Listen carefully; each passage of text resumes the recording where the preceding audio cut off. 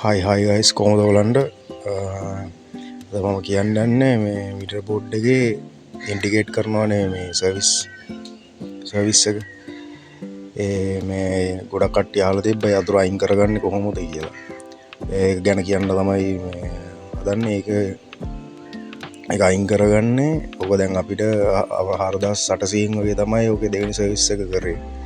ඒත් ඊට පස්සෙත් සර්විස් එක කරාට පස්සෙත් ඔය අයිකන් එක මේ නිවිනිවි පත්තු වෙන්න ගත්තා.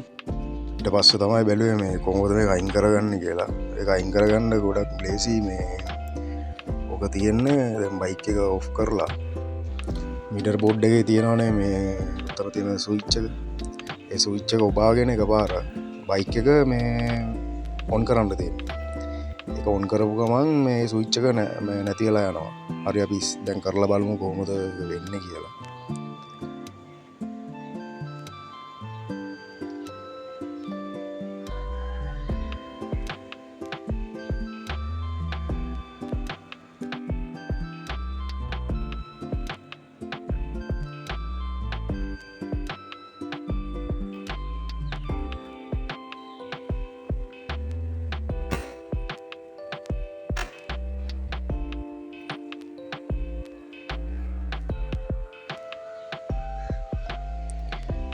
දැක්ක ඒ අයිකන්න එක එහෙම පිටින්ම නැතිලා ගියා.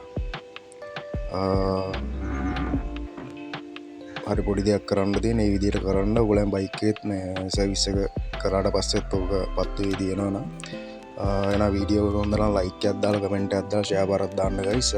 ඔයගොල්ලන් සුබ දවසක්.